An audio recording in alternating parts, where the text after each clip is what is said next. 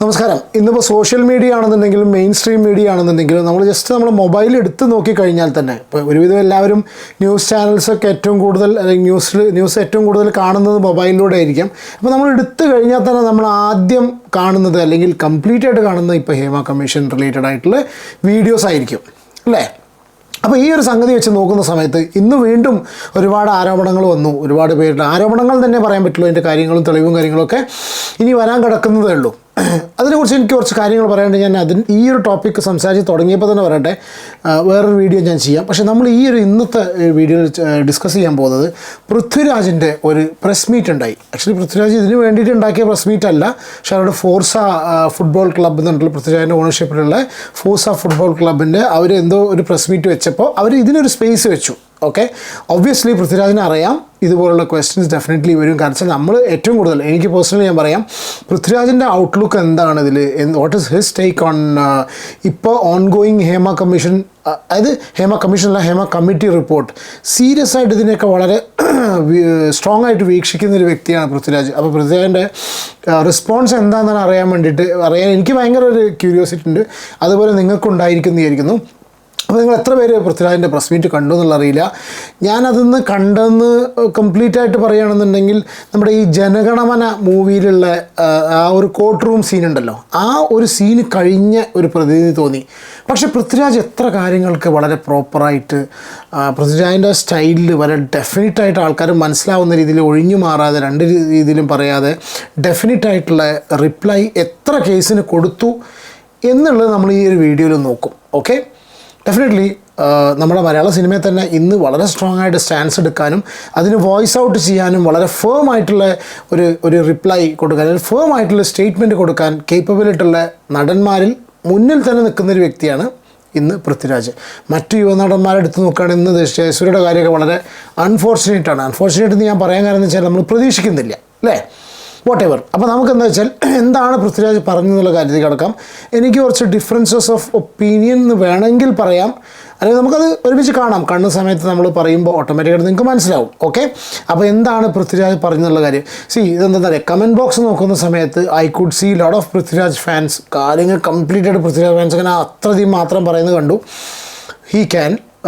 they can do it, there is no problem. അതിന് എനിക്ക് feel ചെയ്തത് അത്യാവശ്യം നല്ല രീതിയിൽ തന്നെ റിപ്ലൈ കൊടുത്തു. One thing positive, very positive ആയിട്ടുള്ള കാര്യം പൃഥ്വിരാജ് പറഞ്ഞത്, that is what he should be saying also. കാരണം എന്താ വെച്ചാൽ കുറ്റം ആരോപിച്ചിട്ടേ ഉള്ളൂ, അന്വേഷണം നടക്കണം, തെളിവുകൾ വേണം, തെളിയിക്കപ്പെട്ടാൽ അവർക്കെതിരെ നടപടി വേണം. പിന്നെ ഇമ്പോർട്ടൻ്റ് ആയിട്ട് അന്വേഷണം നടക്കണം, തെളിവുകൾ വേണം, തിരിച്ചാണെങ്കിൽ അതിനും നടപടി വേണം. അത് വളരെ സ്ട്രോങ് ആയിട്ടുള്ള വളരെ വാലിഡ് ആയിട്ടുള്ള സ്റ്റേറ്റ്മെൻറ്റാണ് പൃഥ്വിരാജ് പറഞ്ഞത്. അപ്പം ഈ ബാക്കിയുള്ള കാര്യങ്ങൾ എന്തൊക്കെയാണ് പൃഥ്വിരാജ് ഇതിനെക്കുറിച്ച് പറഞ്ഞെന്നുള്ളത് ജസ്റ്റ് നമുക്ക് ആ ഒരു കംപ്ലീറ്റ് ആയിട്ട് ഞാൻ പ്ലേ ചെയ്യുന്നില്ല, കുറച്ച് ക്ലിപ്സ് മാത്രം പ്ലേ ചെയ്യാം. എനിക്ക് സംശയം അല്ലെങ്കിൽ എനിക്ക് നിങ്ങളോട് ഡിസ്കസ് ചെയ്യണം, എൻ്റെ വ്യൂസ് എക്സ്പ്രസ് ചെയ്യണം എന്ന് തോന്നിയിട്ടുള്ള കുറച്ച് ക്ലിപ്സ് മാത്രം കേട്ടോ, കുറച്ച് പോയിന്റ്സ് മാത്രം. തീർച്ചയായിട്ടും വളരെ ഗൗരവത്തിൽ ഹേമ കമ്മീഷൻ റിപ്പോർട്ടിലെ കണ്ടെത്തലുകൾ അന്വേഷിക്കണം. കുറ്റാരോപിതർ കുറ്റം ചെയ്തിട്ടുണ്ട് എന്ന് തെളിയിക്കപ്പെട്ടാൽ ഞാൻ നേരത്തെ പറഞ്ഞതുപോലെ തന്നെ മാതൃകാപരമായ ശിക്ഷകൾ നടപ്പാക്കണം. ഒരു കാര്യം വിസ്മരിക്കാൻ പാടില്ലാത്തത്, ഇങ്ങനെ ഒരു തിരുത്തൽ, ശരിയായ ദിശയിലേക്കുള്ള ഒരു വഴിമാറ്റി വിടൽ ആദ്യം നടന്നത് മലയാള സിനിമയിലാണ് എന്ന് ഇന്ത്യൻ സിനിമാ മേഖലയുടെ ചരിത്രം ഒരിക്കൽ രേഖപ്പെടുത്തും. അത് നടന്നത് സിനിമാ മേഖലയിലാണ് എന്ന് ചരിത്രം നിങ്ങളെ ഓർമ്മപ്പെടുത്തും. അത് നമ്മളെല്ലാവരും മറക്കാൻ പാടില്ലാത്തത്. Thank you. നല്ല വേർഡ്സൊക്കെയാണ്, പക്ഷേ ഈ വക സംഗതികളൊക്കെ നടന്നത് ഒരു സിനിമയിലാണ്, അല്ലെങ്കിൽ നമ്മളെ മലയാളികൾ ഇപ്പോൾ സംസാരിക്കുന്ന നമ്മളെ സംബന്ധിച്ച് ഇറ്റ്സ് നോട്ട് അത് അഭിമാനത്തോടുകൂടി പറയുന്നതാണെങ്കിൽ കൂടി, അഭിമാനം പോലെ പറയുന്ന ഭയങ്കര സ്ട്രെസ് ചെയ്ത് പറയുന്നതാണെങ്കിൽ കൂടി ഇതൊക്കെ നടന്നിട്ടുള്ളത് നമ്മളെ ഫിലിം ഇൻഡസ്ട്രിയിലാണ്. ഈ ഒരു ടോണിലും പറയാം, ഇതൊക്കെ നടന്നത് നമ്മളെ ഫിലിം ഇൻഡസ്ട്രിയിൽ, ഇതൊക്കെ നടന്നിട്ടുള്ളത് നമ്മുടെ ഫിലിം ഇൻഡസ്ട്രിയിലാണ്. അപ്പോൾ ഇന്ത്യൻ സിനിമയുടെ മുന്നിൽ ലോകത്തിലെ മലയാളികളില്ലാത്ത സ്ഥലമില്ലല്ലോ അല്ലേ, അവിടെയൊക്കെ ചർച്ച ചെയ്യപ്പെടുന്നൊരു വിഷയമാണത്. അപ്പോൾ അത് നടന്നിട്ടുള്ളത് നമ്മുടെ ഫിലിം ഇൻഡസ്ട്രിയിലാണ് എന്ന് പറയുമ്പോൾ ശരിയാണ്. Hema committee report Hema committee വന്നതും ഒക്കെ വളരെ നല്ല കാര്യമാണ്. അൺടിൽ ആൻഡ് അൺലെസ് ഇതിന് മുന്നോട്ട് അടുത്ത സ്റ്റെപ്പിലേക്ക് ഇന്ന് കണ്ട പോലെ അവരും അവിടുന്ന് വന്ന് ഉന്നയിക്കുന്ന ആരോപണങ്ങളല്ല ഞാൻ പറയുന്നത്. ആ ആരോപണങ്ങളൊക്കെ ഇതിന് ദോഷമായിട്ട് ബാധിക്കും. അതാണ് ഞാൻ പറഞ്ഞ അടുത്തൊരു വീഡിയോയിൽ പറയാം. അതല്ലാതെ എന്താ പറയുക, ഇതിനെക്കുറിച്ചൊരു നല്ല സമഗ്രമായിട്ടൊരു അന്വേഷണം സർക്കാർ തലത്തിൽ തന്നെ വളരെ കമ്പീറ്റൻ്റ് ആയിട്ടുള്ള റെസ്പോൺസിബിൾ ആയിട്ടുള്ള ഒരു അതോറിറ്റീനെ കൊണ്ട് സർക്കാർ പിന്നെ അന്വേഷിപ്പിച്ചിട്ട് അതിന് നടപടിയാണ് വേണ്ടത്. അത് പോസിറ്റീവ് ആണെങ്കിലും നെഗറ്റീവ് ആണെങ്കിലും അതിന് നടപടി ആണ് വേണ്ടത്. അപ്ലൈ ഇതിനുള്ള കംപ്ലീറ്റ് ഒരു ആ ഉദ്ദേശശുദ്ധി കംപ്ലീറ്റ് ആയിട്ട് വരുള്ളൂ കേട്ടോ. എല്ലാ സംഘടനകളുടെ തലപ്പത്തും ഫീമെയിൽ റെപ്രസെന്റേഷൻ വേണം എന്ന് വിശ്വസിക്കുന്ന ആളാണ് ഞാൻ. അതിൽ നിന്ന് അമ്മയ്ക്ക് എക്സ്ക്ലൂസിവിറ്റി ഒന്നുമില്ല. ആ സംഘടനയുടെ തലപ്പത്തും തീർച്ചയായിട്ടും ഫീമെയിൽ റെപ്രസെന്റേഷൻ വേണം എന്ന് തന്നെയാണ് എൻ്റെ അഭിപ്രായം. വളരെ നല്ല അഭിപ്രായം. പക്ഷേ വെറും ഫീമെയിൽ റെപ്രസെൻറ്റേഷൻ പറഞ്ഞിട്ട് കാര്യമില്ല. കാരണം ഇന്നലത്തെ സിദ്ദീഖ് കൊടുത്തിട്ടുള്ള പ്രസ് മീറ്റിലാണെന്നുണ്ടെങ്കിലും അതിലും ഉണ്ടായിരുന്നു ഫീമെയിൽ റെപ്രസെൻറ്റേഷൻ, അതിലും ഉണ്ടായിരുന്നു ജോമോളെ പോലെ അല്ലെങ്കിൽ അനന്യ പോലുള്ള ഫീമെയിൽ റെപ്രസെൻറ്റേഷൻ അതിലുണ്ടായിരുന്നു. But what we have seen there is നമുക്ക് ചിരി വരുന്ന അല്ലെങ്കിൽ സ്വയം ഏറെ കയറുന്ന അല്ലെങ്കിൽ കളിയാക്കുന്ന അല്ലെങ്കിൽ എന്തിനിവരൊക്കെ വന്നിരുന്നു എന്നുള്ള രീതിയിലുള്ള ഒരു റെപ്രസെൻറ്റേഷൻ അല്ല. റെപ്രസെൻറ്റേഷൻ ഡെഫിനറ്റ്ലി വേണം. പക്ഷേ അത് അതിനുള്ള എന്തിനാണോ ഉണ്ടായിട്ടുള്ളത് അത് കൺവേ ചെയ്യണം വളരെ ക്ലിയർ ആയിട്ട്. ഒരു കാര്യം നിങ്ങൾ ശ്രദ്ധിച്ചോ എന്നുള്ള അറിയില്ല, രചന നാരായണൻകുട്ടി അമ്മയുടെയൊക്കെ ഭയങ്കര ഇതിൽ നിൽക്കുന്നതല്ലേ അല്ലേ? അപ്പോൾ ഇവരൊക്കെ വരുന്ന സമയത്ത് ഇവരുടെയൊക്കെ റൈറ്റ് ഹാൻഡായിട്ട് ഇവരുടെ കൂടെ നിൽക്കുന്നൊരു വ്യക്തിയായിട്ട് രചന നാരായണൻകുട്ടി ഫീൽ ചെയ്തിരുന്നു. ഇന്ന് നോക്കുമ്പോൾ രചന നാരായണൻകുട്ടി ഇന്നലെ ഒരു പോസ്റ്റ് ഇട്ടിട്ടുണ്ട്, എനിക്കൊന്ന് ഫേസ്ബുക്കിൽ തോന്നുന്നുണ്ട്, 2-4 ദിനം കൊണ്ടൊരുത്തനെ തണ്ടിലേറ്റി നടത്തുന്നതും ഭവാൻ എന്ന് പറഞ്ഞിട്ട് ഒരു പോസ്റ്റ് ഇട്ട് കണ്ടു. അത് ചിലപ്പോൾ ഒരുപക്ഷെ ഇനി ആർക്കെതിരെ രചന നാരായണൻകുട്ടി മറുകണ്ഠം ചാടി സിദ്ദിഖിനെതിരാണ്. അതായത് പണ്ടൊക്കെ ഈ എല്ലാവിധ ലക്ഷറിയും കാര്യങ്ങളും പവറും എല്ലാം എൻജോയ് ചെയ്ത ആൾക്കാർ ഇന്ന് തോളിൽ മാറാപ്പ് കയറ്റി കുളമായി എന്നൊരു സൂചന കൊടുക്കുന്നതാണോ എന്നുള്ളത് അറിയില്ല. വോട്ടെവർ അങ്ങനെ ഒരു പോസ്റ്റ് കണ്ട് ജസ്റ്റ് ഓർത്തപ്പോൾ ഞാൻ പറഞ്ഞു എന്നേ ഉള്ളൂ. ഇപ്പോ അമ്മ നടി ആക്രമിച്ച സമയത്ത് അമ്മയുടെ ഭാഗത്തു നിന്നുണ്ടായ ഒരു പിഴവ് തിരുത്തിയത് താങ്കൾ ഉൾപ്പെടെ 4-5 പേർ ശക്തമായ നിലപാടെടുത്തത് കൊണ്ടാണ്. അതുപോലെ അമ്മോൾ ഇപ്പോൾ ശക്തമായ നിലപാട് എടുക്കാതിരിക്കുകയും ആലോചിച്ചുകൊണ്ടിരിക്കുകയും ചെയ്യുമ്പോൾ എന്ത് തരത്തിലുള്ള ഇടപെടലാണ് തുടർന്ന് നടത്താൻ ഉദ്ദേശിക്കുന്നത്? ഇനിയുള്ള ക്വസ്റ്റ്യൻസ്, ഇനിയാണ് നമ്മളെ പോയിന്റിലേക്ക് കിടക്കുന്ന ഈ വീഡിയോൻ്റെ എസൻസ് എന്ന് വേണമെങ്കിൽ പറയാം. ഞാൻ ഉദ്ദേശിച്ച കാര്യങ്ങൾ കാരണം വെച്ചാൽ പൃഥ്വിരാജിനോട് ചോദിക്കുന്ന ചോദ്യങ്ങൾ വെരി മച്ച് ഡെഫിനറ്റ് ആയിട്ടുള്ള ഉത്തരങ്ങൾ പ്രതീക്ഷിച്ചിട്ടാണ് പൃഥ്വിരാജിനൊരു ക്വസ്റ്റ്യൻസ് ചോദിക്കുന്നതെങ്കിലും പൃഥ്വിരാജ് വെയ്ഗായിട്ടുള്ള റിപ്ലൈ അല്ലെങ്കിൽ പ്രോപ്പറായിട്ടുള്ള റിപ്ലൈ കൊടുത്തിട്ടില്ല എന്ന് എനിക്ക് ഫസ്റ്റ് കേട്ടപ്പോൾ തോന്നി. ഇനി രണ്ടാമത് കേൾക്കുമ്പോൾ വല്ല ചേഞ്ചും ഉണ്ടാവുമോ നോക്കുക. എന്തോ എവിടെയൊക്കെയോ പൃഥ്വിരാജ് മാധ്യമങ്ങളുടെ വായടക്കുന്നത്. അപ്പോൾ ആൾക്കാർ പൃഥ്വിരാജ് ഫാൻസ് പറയുന്നത് കേട്ടു, ഇറ്റ്സ് 100% കോൺഫിഡൻസ് ആണ്. ഡെഫിനറ്റ്ലി ഹി ഈസ് കോൺഫിഡൻറ്റ്, ആളെന്ന് മനസ്സിലാവുന്നുണ്ട്. ബിക്കോസ് ആളുടെ മടിയിൽ കനമില്ല എന്നുള്ള കണ്ടീഷനുണ്ടായിരിക്കാം ഇത്രയും കോൺഫിഡൻ്റ് ആയിട്ട് പൃഥ്വിരാജ് പറയുന്നത്. അൺലൈക്ക് ഇപ്പോൾ സിദ്ദിഖ് സംസാരിച്ച പോലെയും കാര്യങ്ങളൊന്നുമല്ല പൃഥ്വിരാജ് സംസാരിച്ചു. ഒരു കാര്യം കൂടി കൂട്ടത്തിൽ പറയട്ടെ, ലാലേട്ടൻ എന്ന് പറഞ്ഞിട്ടുള്ള മോഹൻലാൽ എന്ന് പറഞ്ഞിട്ടുള്ള അമ്മയുടെ പ്രസിഡൻറ്റ് അല്ലേ, ലാലേട്ടൻ ഒരു വ്യക്തിയുണ്ട്, ഇതുവരെ പുള്ളി വെളിച്ചത്ത് വന്നിട്ടില്ല. That is shameful. എന്ത് റീസൺ ഉണ്ടെന്ന് അറിയില്ല, പുള്ളിക്ക് അസുഖത്തിൻ്റെ പ്രശ്നങ്ങളുണ്ടായിരുന്നു, ചെന്നൈയിലാണെന്ന് അവിടെ പറയുന്നത്. പക്ഷേ ഇത്രയധികം സീരിയസ് ആയിട്ടുള്ളൊരു വിഷയം മലയാളം ഫിലിം ഇൻഡസ്ട്രി നടക്കുന്ന സമയത്ത് മമ്മൂക്കയാണെന്നുണ്ടെങ്കിലും ലാലേട്ടൻ അമ്മ പ്രസിഡൻ്റാണ് അല്ലേ, പ്രസിഡൻ്റ് തന്നെയല്ലേ, അതെ പ്രസിഡൻ്റ് തന്നെയാണ്. അപ്പോൾ ലാലേട്ടനാണെന്നുണ്ടെങ്കിലും കൂടെ മമ്മൂക്കയാണെന്നുണ്ടെങ്കിലും അവർ ഇത്രയും ഡിലേ ആക്കിയിട്ടൊരു പ്രതികരണം എന്ന് പറഞ്ഞാൽ ഇറ്റ്സ് നോട്ട് റൈറ്റ്. നമുക്കൊന്നും പ്രതികരിച്ചില്ല എന്ന് തോന്നുന്നു, എൻ്റെ ശ്രദ്ധയിൽപ്പെട്ടില്ല, ക്ഷമിക്കണം തെറ്റാണെങ്കിൽ. ലാലേട്ടൻ ഇതുവരെയായിട്ടും വന്നിട്ടില്ല. ഇനി നാളെ അവർ കൊടുക്കാനിരുന്ന വിശദീകരണം നീട്ടി വെച്ചെന്നാണ് കേട്ടണം. ചിലപ്പോൾ ഒരു പക്ഷേ ഇൻറ്റേർണൽ ഇഷ്യൂസും കാര്യങ്ങളൊക്കെ ഉണ്ടായിരിക്കാം. പക്ഷേ ഇത് ജനങ്ങളിലേക്ക് എത്തിയൊരു സംഭവം ആയതുകൊണ്ടും ജനങ്ങൾ ഡിസ്കസ് ചെയ്യുന്നതായതുകൊണ്ടും അതിലൊരു റിപ്ലൈ അതിൻ്റേതായിട്ടുള്ള കമ്പീറ്റൻ്റ് അതോറിറ്റിയുടെ ഭാഗത്തു നിന്ന് വളരെ പ്രോപ്പറായിട്ടുള്ള റിപ്ലൈ ഇന്നെവിറ്റബിളാണ്, ഒഴിച്ചുകൂടാൻ പറ്റാത്ത സംഭവം തന്നെയാണ്. അപ്പോൾ പൃഥ്വിരാജ് ഇതിനൊക്കെ കൊടുക്കുന്ന മറുപടികൾ ശ്രദ്ധിക്കണം. എന്ത് നിലപാടാണ് എൻ്റേതെന്ന് ഞാൻ വ്യക്തമാക്കിയാലും ഇല്ലെങ്കിലും എൻ്റെ നിയന്ത്രണത്തിലുള്ളത് എന്താണ്? എൻ്റെ ഇമ്മീഡിയറ്റ് എനിക്ക് ചുറ്റുമുള്ള എൻ്റെ വർക്ക് സ്പേസ് ആണ്. ഞാൻ സുരക്ഷിതമാക്കാം എന്നെനിക്ക് നിങ്ങളോട് ഇന്ന് പ്രോമിസ് ചെയ്യാൻ കഴിയുന്നത് എനിക്ക് ചുറ്റുമുള്ള വർക്ക് സ്പേസ് മാത്രമാണ്. പക്ഷെ എനിക്ക് ചുറ്റുമുള്ള വർക്ക് സ്പേസ് ഞാൻ സുരക്ഷിതമാക്കും, അതിനപ്പുറത്തേക്ക് ഞാൻ ഇതിലൊന്നും ഇൻവോൾവ് ആകില്ല എന്ന് പറയുന്നിടത്ത് തീരുന്നതല്ല ഞാൻ ഉൾപ്പെടെയുള്ള ആൾക്കാരുടെ ഉത്തരവാദിത്വം. അതാണ് ഇവിടെ ഏറ്റവും പ്രാധാന്യം അർഹിക്കുന്ന പരാമർശം. ഞാനിതിലില്ല എന്ന് സ്ഥാപിക്കുന്നിടത്ത് തീരുന്നില്ല എന്റെയോ നിങ്ങളുടെ ഉത്തരവാദിത്വം. എന്റെ ഉത്തരവാദിത്വം അവിടെ തീരുന്നില്ല എന്ന് ഞാൻ പറയുന്നത് പോലെ തന്നെ ഇന്നത്തെ പ്രൈം ടൈമിന് ഒരു ഹെഡ്ലൈൻ കണ്ടെത്തുന്നതിലോ ഇന്നത്തെ ടൈം ലൈനുകളിലെ ഒരു ക്ലിക്ക് ബൈറ്റ് കണ്ടെത്തുന്നതിലോ നിങ്ങളുടെയും ഉത്തരവാദിത്വം തീരുന്നില്ല. നമ്മൾ രണ്ടുപേരും ഇതിൽ ഈക്വലി ഇൻവെസ്റ്റഡ് ആകണം, അല്ലേ? അങ്ങനെയല്ലേ വേണ്ടത്? ഇപ്രാവശ്യത്തെ പ്രസ് മീറ്റിൽ ഞാൻ പറഞ്ഞത് ഭയങ്കര കമാൻഡിങ് പൊസിഷനിലായിരുന്നു പൃഥ്വിരാജ് ഉണ്ടായിരുന്നത് ആസ് ഓൾവേസ്. പക്ഷേ പറയുന്നതിൽ ഒരു വ്യക്തത കുറവായിട്ട് എനിക്കെന്തോ പേഴ്സണലി ഫീൽ ചെയ്തു. പിന്നെ പൃഥ്വിരാജ് പറഞ്ഞതുപോലെ പൃഥ്വിരാജിനെ സറൗണ്ട് ചെയ്ത് നിൽക്കുന്ന ഒരു വർക്ക് സ്പേസ് എന്ന് പറഞ്ഞു. കുറച്ച് ദിവസം മുന്നേ ഞാനൊരു വീഡിയോ ചെയ്തിരുന്നു, നമ്മളെല്ലാവരും അതിനെക്കുറിച്ച് ഡിസ്കസ് ചെയ്തൊരു കാര്യമാണ്. നിങ്ങൾ എത്ര പേര് ഓർക്കൊന്നും അറിയില്ല. ബ്രോ ഡാഡി എന്ന് പറഞ്ഞിട്ടുള്ള പൃഥ്വിരാജ് പ്രൊഡക്ഷൻസിൽ ലാലേട്ടനും മീന എല്ലാവരും കൂടി അഭിനയിച്ചിട്ടുള്ള ചിത്രത്തിൽ ഒരു നടിക്ക് അവരെ സെറ്റിൽ അവരുടെ ഏതോ പ്രൊഡക്ഷൻ കൺട്രോളറോ അതോ camera I don't remember that is like ഒരു കൊച്ചിക്കാരനാണ് വ്യക്തി, ഞാൻ പേര് മറന്നുപോയി, സോറി ഫോർ ദാറ്റ്. ഇയാളുടെ ഭാഗത്തു നിന്ന് വളരെ മോശമായിട്ടുള്ളൊരു പ്രതികരണം, മോശമായിട്ടത് മാത്രമല്ല she was actually sexually abused അല്ലേ, എന്നിട്ട് ഫോട്ടോസ് എടുക്കലും ബ്ലാക്ക് മെയിൽ ചെയ്യലും അങ്ങനത്തെ ഒരു കംപ്ലീറ്റ് കാര്യങ്ങളുണ്ടായിട്ട് ആ ലേഡി അതിൽ അഭിനയിച്ചിട്ടുള്ള ആ ഒരു ലേഡി അതിൻ്റെ പ്രൊഡ്യൂസറായിട്ടുള്ള പൃഥ്വിരാജിനോടാണെന്നുണ്ടെങ്കിലും ലാലേട്ടനോടൊക്കെ സംസാരിച്ചതിന് ശേഷം അവർക്ക് യാതൊരുവിധ സപ്പോർട്ടും അവിടെ നിന്ന് കിട്ടിയിട്ടില്ല എന്നൊരു കാര്യം അവർ പറഞ്ഞൊരു കാര്യം ജസ്റ്റ് എൻ്റെ മനസ്സിലേക്ക് ഓർമ്മ വരുന്നു. നിങ്ങൾക്ക് ഓർമ്മ ഉണ്ടെന്നുള്ള അറിയില്ല, ബ്രോ ഡാഡി ഇഷ്യൂ ഞാനതിനെക്കുറിച്ചൊരു വീഡിയോ ചെയ്തിട്ടുണ്ട് കേട്ടോ. അപ്പോൾ അതും ഒരു വർക്ക് സ്പേസ് തന്നെയാണ്. അപ്പോൾ ആ ഒരു വർക്ക് സ്പേസ് പ്രോപ്പറായി കഴിഞ്ഞാൽ മാത്രമേ കംപ്ലീറ്റ് ഇൻഡസ്ട്രിയും ക്ലിയർ ആവുള്ളൂ. സഹപ്രവർത്തകരായ നിരവധി താരങ്ങൾ തന്നെ കോടതിയിൽ മൊഴി മാറ്റുന്ന സാഹചര്യമുണ്ടായി. താങ്കൾ കരുതുന്നുണ്ടോ ഒരു പവർ ഗ്രൂപ്പ് എന്ന ആരോപണം ഉയർന്നു വന്നിരുന്നു, അത്തരത്തിൽ എല്ലാവരെയും നിയന്ത്രിക്കാൻ കഴിയുന്ന ഒരു പവർ അതോറിറ്റി മലയാള സിനിമയിൽ പ്രവർത്തിക്കുന്നുണ്ടെന്ന് താങ്കൾ കരുതുന്നുണ്ടോ? പവർ ഗ്രൂപ്പ് എന്നൊരു സംഗതി ഉണ്ടെന്ന് നിങ്ങൾ കരുതുന്നുണ്ടോ എന്ന് വളരെ ഡെഫിനറ്റ് ആയിട്ടുള്ളൊരു ക്വസ്റ്റ്യനാണ് വന്നിട്ടുള്ളത്. ഇത് ക്വസ്റ്റ്യൻ ചോദിച്ചിട്ടുള്ളത് റിലേഷൻ എന്താ വന്നിട്ടുള്ളത് വെച്ചാൽ, അതായത് ഈ മൊഴി മാറ്റൽ, അതായത് നടി ആക്രമിക്കപ്പെട്ട കേസിൽ കുറച്ച് പേര് സിദ്ദീഖ് അടക്കമുള്ള ആൾക്കാർ മൊഴി മാറ്റിയല്ലോ, അത് റിലേറ്റഡ് ആയിട്ട് പവർ ഗ്രൂപ്പ് ഉണ്ടോ? ആ ഒരു ക്വസ്റ്റ്യൻ വളരെ ഡെഫിനറ്റ് ആയിട്ടാണ് അതിനുള്ള മറുപടി. അത്തരം ഒരു പവർ അതോറിറ്റിയുടെ ഭാഗത്തു നിന്നും ഒരു ഇടപെടൽ എനിക്കെതിരെ ഉണ്ടായിട്ടില്ല എന്ന് ഞാൻ ഇവിടെ പറഞ്ഞാൽ അങ്ങനൊരു പവർ ഗ്രൂപ്പ് ഇല്ല എന്ന് എനിക്ക് അവകാശപ്പെടാൻ കഴിയില്ല. ഞാൻ അവരെ ഫേസ് ചെയ്യേണ്ടി വന്നിട്ടില്ല, അവരാൽ ഞാൻ ബാധിക്കപ്പെട്ടിട്ടില്ല. അവരാൽ ബാധിക്കപ്പെട്ടവർ ഇന്ന് മലയാള സിനിമയിൽ ഉണ്ടെങ്കിൽ അവരുടെ ഗ്രീവൻസസ് കേൾക്കണം. അത്തരമൊരു ബോഡി പ്രവർത്തിക്കുന്നുണ്ടെങ്കിൽ അതില്ലാതാകണം. പക്ഷെ എനിക്ക് അത് ഉണ്ട് എന്ന് പറയണമെങ്കിൽ ഡയറക്ട്ലി ഞാൻ അത് എക്സ്പീരിയൻസ് ചെയ്തിട്ടുണ്ടാകണം. ഞാൻ എക്സ്പീരിയൻസ് ചെയ്തിട്ടില്ല എന്നതുകൊണ്ട് അങ്ങനെ ഒരു ഗ്രൂപ്പ് ഇല്ല എന്നും എനിക്ക് പറയാൻ കഴിയില്ല. I hope you get what I mean. അവർക്ക് ഒന്നും കിട്ടിയിട്ടില്ല. I hope you what I get I mean nothing. ഞാൻ 2-3 പ്രാവശ്യം കേട്ടു നോക്കി, എനിക്കും I did not get what he meant. നമുക്കും കിട്ടിയിട്ടില്ല. നിങ്ങളൊന്ന് റിവേഴ്സ് അടിച്ച് കേൾക്കൂ, ഇയാൾ പറഞ്ഞത് നിങ്ങൾക്ക് കിട്ടിയോ നോക്കൂ. നമുക്ക് ആർക്കും കിട്ടിയിട്ടില്ല. അൺഫോർച്ചുനേറ്റ്ലി എനിക്ക് കിട്ടിയിട്ടില്ല. നിങ്ങളുടെ അഭിപ്രായം നിങ്ങൾ കമൻറ്റ് ചെയ്യൂ കേട്ടോ. കാരണം വെച്ചാൽ പുള്ളി എന്തൊക്കെയോ പറഞ്ഞു, എന്തൊക്കെയോ ഉദ്ദേശിച്ചു, എന്താണ് ഇയാൾ ഉദ്ദേശിച്ചത് എന്നുള്ള അറിയില്ല.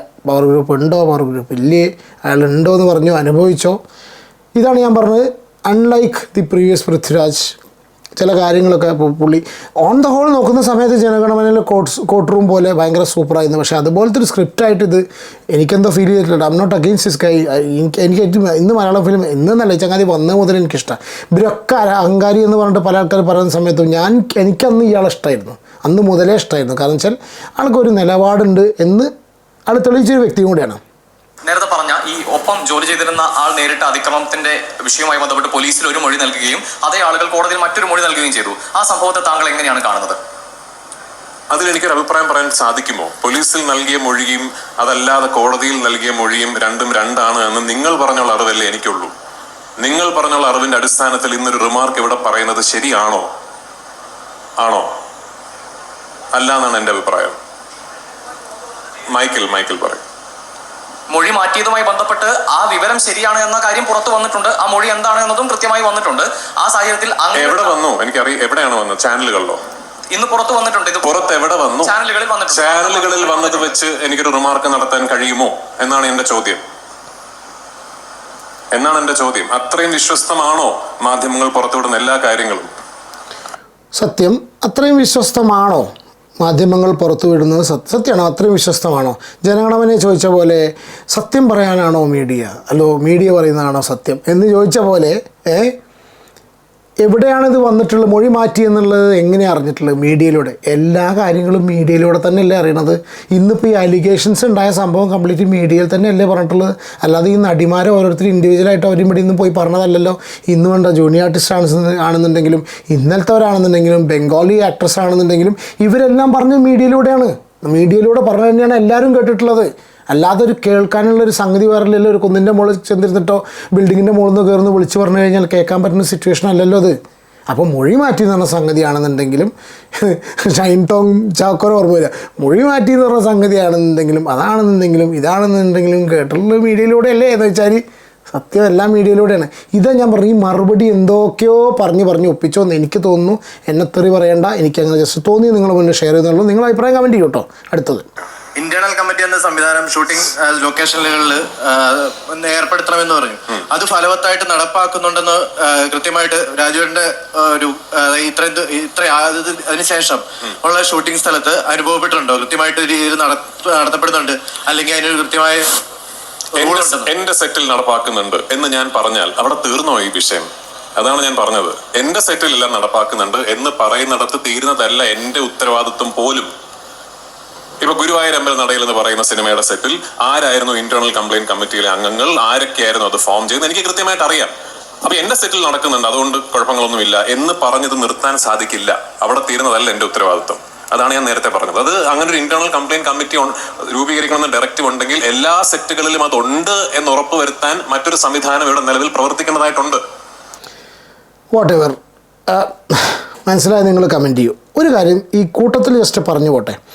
അലൻസിയറിനെതിരെ 2018 തോന്നുന്നു ഒരു ലേഡി പരാതി കൊടുത്തു. അലൻസിയർ മോശമായി പെരുമാറി എന്നുള്ളൊരു പരാതി കൊടുത്തു. അതിനുശേഷം അലൻസിയർ മാപ്പ് പറഞ്ഞു, ആ ഒരു വിഷയം ഒതുക്കി തീർത്തു എന്നൊരു സംഗതി കേൾക്കുന്നു. ആ ലേഡി തന്നെ ഇപ്പോൾ വീണ്ടും വന്നിട്ടുണ്ട് ഇത് പറഞ്ഞിട്ട്. കാരണം അന്ന് അവർ കൊടുത്ത പരാതിയിൽ മേൽ യാതൊരുവിധ നടപടികളും ഉണ്ടായിട്ടില്ല എന്ന് പറഞ്ഞിട്ടുള്ള സിറ്റുവേഷൻ നിൽക്കുന്നുണ്ട്.